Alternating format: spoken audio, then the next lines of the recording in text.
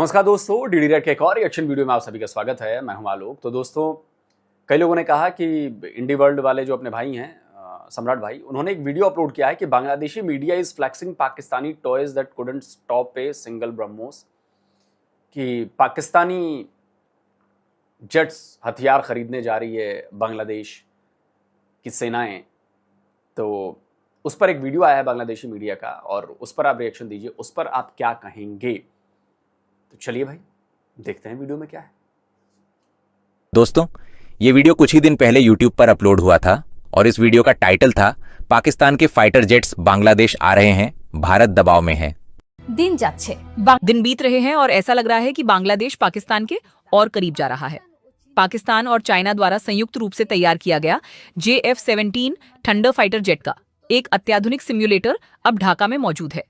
Bangladesh air अच्छा, दो चीजें मैं यहां पर कहना चाहूंगा कि एक तो ये जो बांग्लादेशी एंकर के पीछे मैप लगा है, चलिए बांग्लादेश ने पाकिस्तान का करेक्ट मैप लगाया है, पाकिस्तान वाला मैप नहीं लगाया है, ये एक चीज मुझे दिख रही है। दूसरी चीज कि JF-17 के बांग्लादेश के पास आने से भारत प्रेशर में, अब जब पाकिस्तान के पास ऑलरेडी उतने हैं, उससे भारत प्रेशर में नहीं है, तो बांग्लादेश के पास 5, 10, 15, 16, 20 आ जाएंगे तो उससे क्या प्रेशर में रहेगा भारत?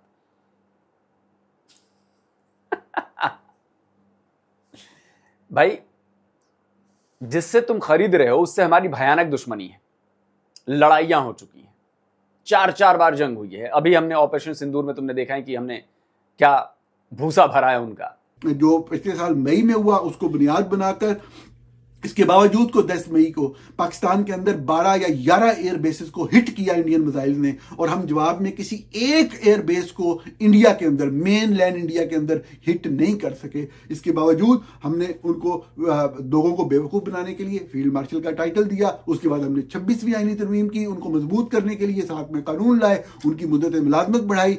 उनके पास 150-200 से ऊपर JF-17 है। हम उससे टेंशन में रहते, उन बेचारों को J-10C भी लेना पड़ा, सेम कैटेगरी का फाइटर जेट है, क्योंकि JF-17 से उनका काम हो नहीं रहा। वो जंग फाइटर तुम्हें बेच रहे हैं, खरीद लो भाई, हमें क्या है। जब तुम्हारे अब्बू से हमें परेशानी नहीं है तो तुमसे क्या होगी यार? जिसके पास 16, 20, 25, 50 भी आ जाए क्या फर्क पड़ता है? कोई फर्क पड़ता है? तुम्हारे फाइटर जेट काम में तो तब आएंगे ना जब वो उड़ेंगे, समझ जाओ बात। जब पाकिस्तान से हमें कोई टेंशन नहीं है, जब पाकिस्तान से हमने कोई तनाव नहीं लिया JF-17 होने का, और चाइना तो JF-17 यूज ही नहीं करता, वो तो पाकिस्तान को उसने चेप दिया है, लो भैया दुनिया को चेपते रहो, तुम भी चेपो। अगर इतना ही अच्छा फाइटर जेट JF-17 होता तो चाइना की एयरफोर्स भी तो इसको यूज कर रही होती, नहीं करती वो यूज, वो J-10C करते हैं फोर्स के हाथों में। डिफेंस एनालिस्ट्स का कहना है कि किसी देश को सिम्युलेटर देना मतलब फाइटर जेट खरीदने की डील लगभग पक्की होना। अब सिर्फ कागजों पर साइन होना बाकी है और उसी साइन का इंतजार करते हुए पूरा साउथ एशिया अब कान खड़े करके बैठा है, खास तौर पर भारत।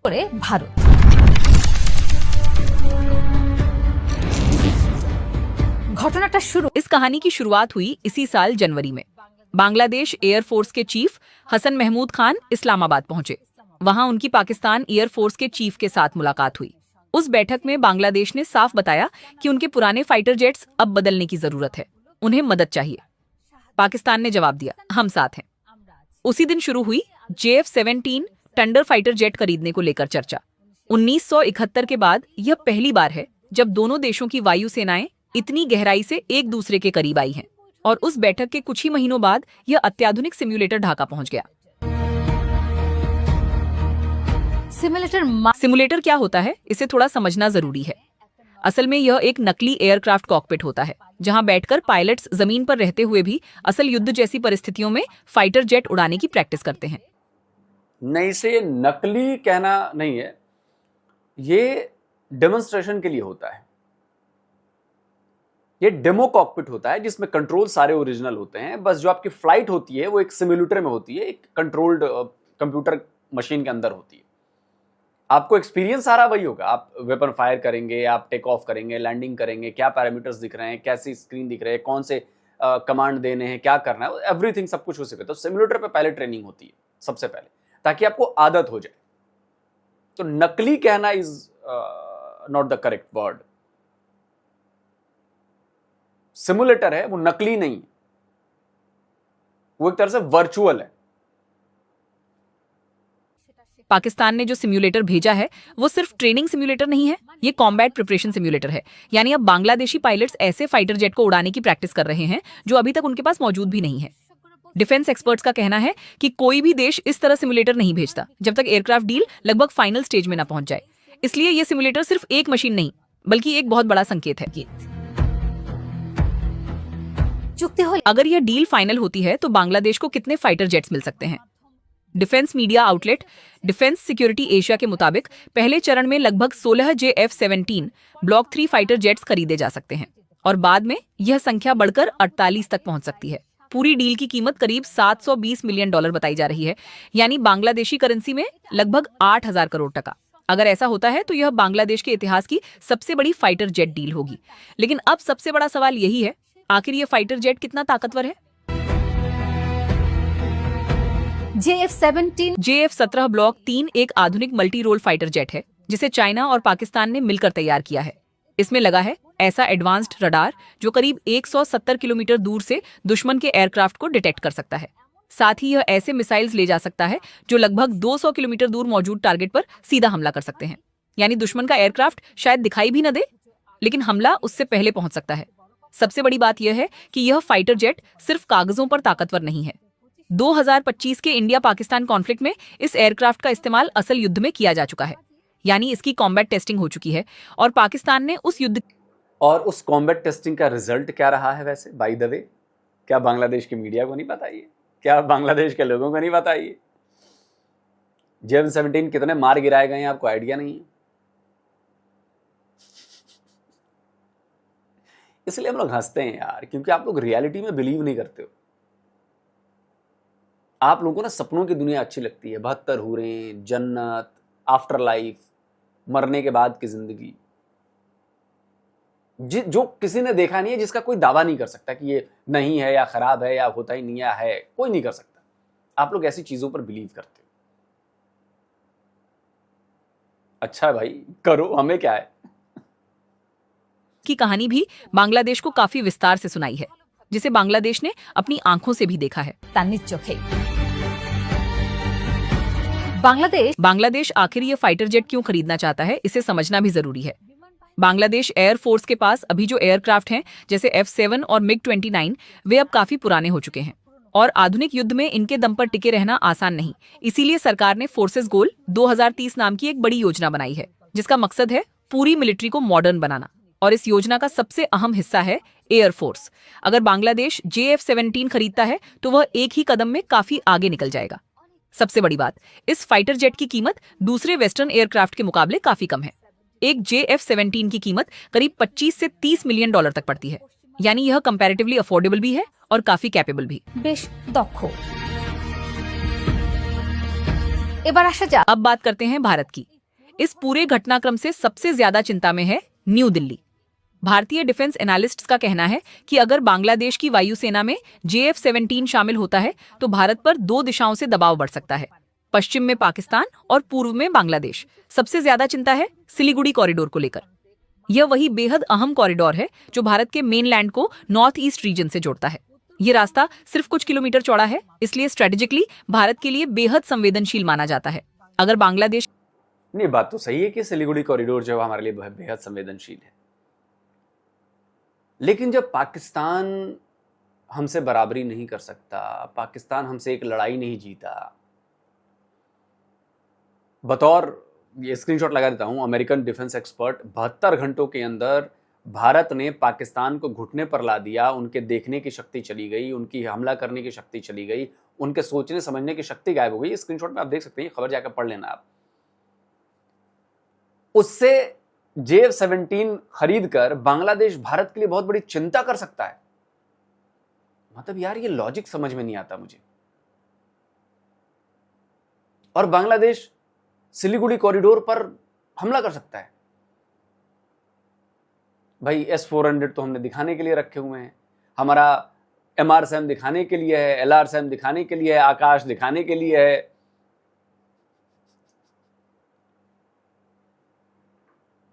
हमारे फाइटर जेट्स दिखाने के लिए हैं।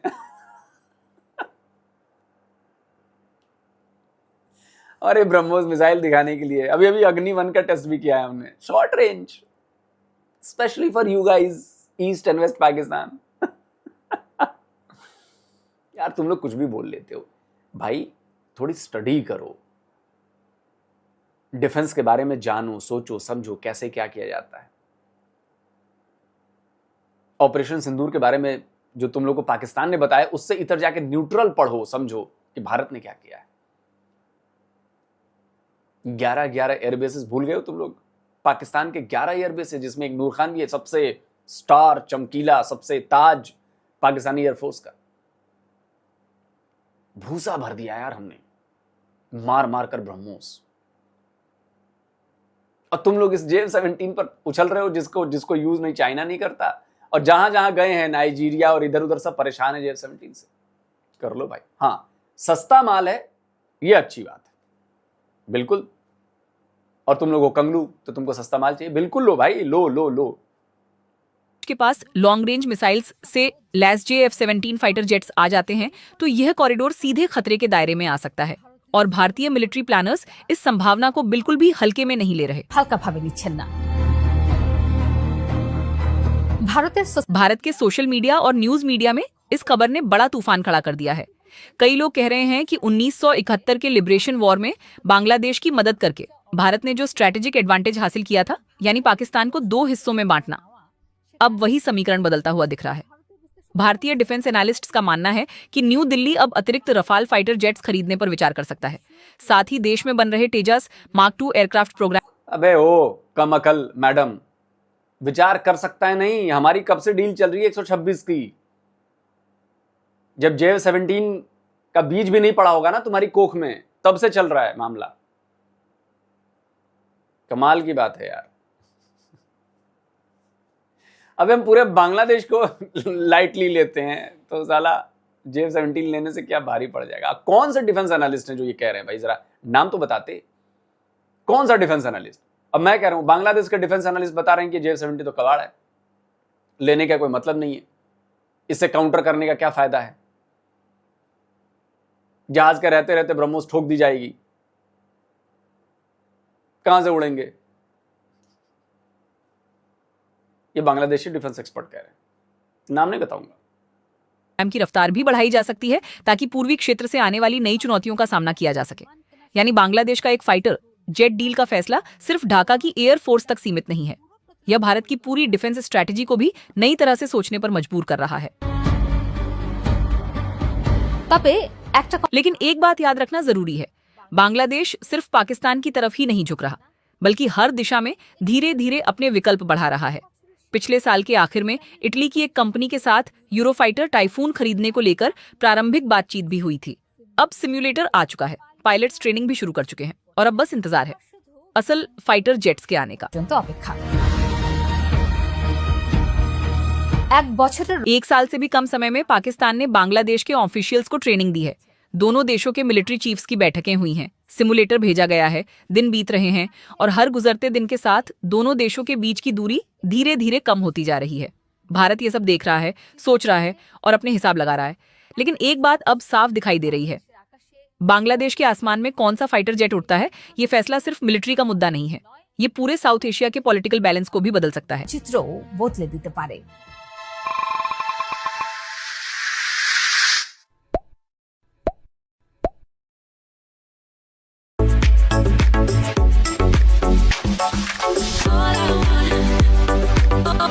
सबसे पहले आलमगीर हुसैन शाहीन ने लिखा है कि धन्यवाद प्रधानमंत्री जनाब तारिक रहमान, भारत के लिए यह जरूरी था। बांग्लादेश जिंदाबाद, पाकिस्तान जिंदाबाद, चीन जिंदाबाद, तुर्की जिंदाबाद। उसके बाद हनीफुल इस्लाम ने लिखा है कि बांग्लादेश का सबसे बड़ा दुश्मन भारत है, यह हर बांग्लादेशी को याद रखना चाहिए। भारत 2001 में बोराईबाड़ी सीमा युद्ध में हार गया था, फिर 2009 में जब समय उनके पक्ष में था तब शेख हसीना के साथ मिलकर भारत की BSF की मदद से पिलखाना में BDR विद्रोह की घटना को अंजाम दिया गया। फिर वही काम 2024 में भारतीय सेना को बांग्लादेश में घुसाकर करने की कोशिश की गई, लेकिन इस बार समय ने उनका साथ नहीं दिया। उस समय शेख हसीना प्रधानमंत्री बनना चाहती थीं और बदले में भारत बदला लेना चाहता था। भारत ने हमेशा बांग्लादेश का नुकसान किया है, जिसे बांग्लादेश के नागरिक कभी नहीं भूल सकते। उसके बाद पलक दासगुप्ता ने लिखा है कि विमान उड़ाओ और हवा खाओ।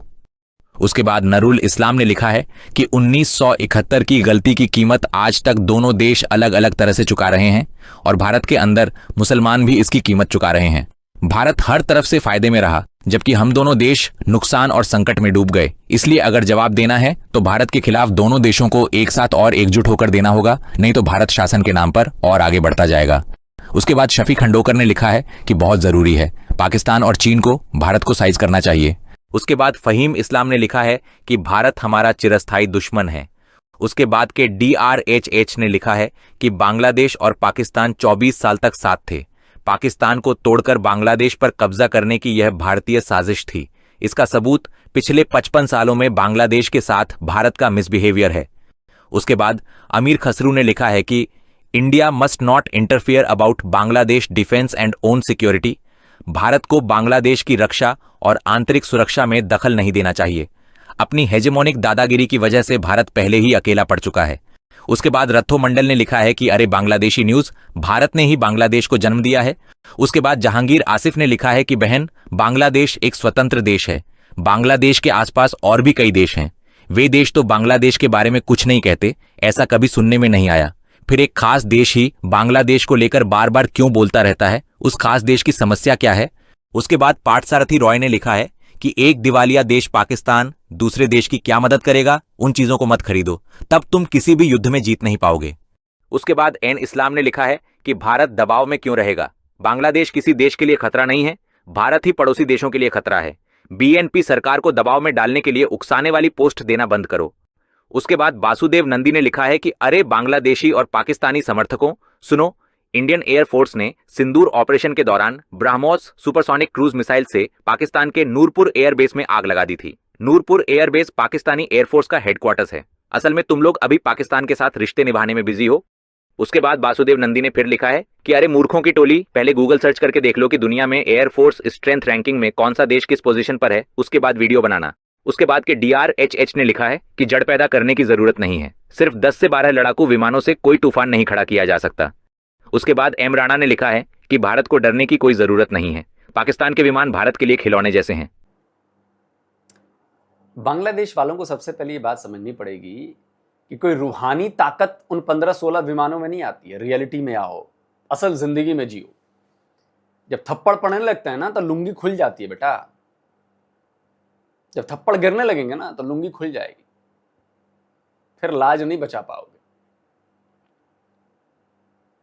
तुम लोग को इतिहास से सीखना चाहिए कि जब पाकिस्तान के साथ जो किया हम लोगों ने, उसके बाद भी तुम लोग ऐसी ऐसी बहकी बहकी बातें करते हो।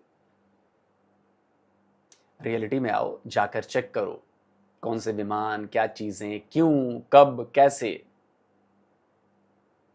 भारत के आसपास भी नहीं फटकते हो तुम लोग, न पाकिस्तान न तुम, लेकिन बातें बस बड़ी बड़ी करनी। हम तो चाहते हैं भैया और खरीदो ये सब, ताकि तबाह बर्बाद हो जाओ तुम लोग को हम खरीदवाएंगे, देखते रहो अभी। और अगर इतना ही है ना तो कुरान पर हाथ रखकर कसम खाओ कि भारत का डीजल पेट्रोल यूज नहीं करोगे, भारत की बिजली यूज नहीं करोगे, भारत के आलू नहीं खाओगे, अंडे नहीं खाओगे, मछली नहीं खाओगे, आटा नहीं खाओगे, चावल नहीं खाओगे, गेहूं नहीं खाओगे। जो जो भारत से लेते हो सब बंद कर दो। पाकिस्तान से मंगाओ ना पाकिस्तान से। बेटा हमने तुम लोग को ऐसे ट्रैप में फंसाया है ना, तुम्हारी मजबूरी है। जैसे हमने, देखो हमारा ना फौरन वाला रिएक्शन नहीं होता है, हम लॉन्ग टर्म गेम खेलते हैं ना बेटा। देखो लॉन्ग टर्म गेम खेल के हमने पाकिस्तान का क्या किया हुआ है। अब जब तुम लोग चाहते ही हो ऐसा करना तो धीरे धीरे सब होगा, डोंट वरी। वैसे ही बताओ कि वो BSF ने जमीन नापनी शुरू कर दी है, बाउंड्री लगाने की। मजा आ रहा है ना?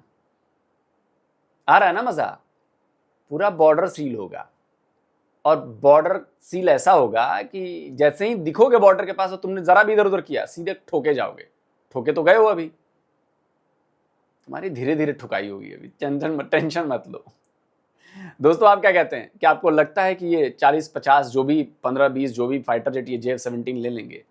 और JF-17 अभी क्रैश भी हो रहे हैं तगड़े तरीके से, अभी अभी परसों नरसों भी हुआ है। क्या होगा तुम्हारा? दोस्तों कमेंट करके बताइए। जल्दी मिलता हूं एक और नए वीडियो के साथ। नमस्कार, जय हिंद।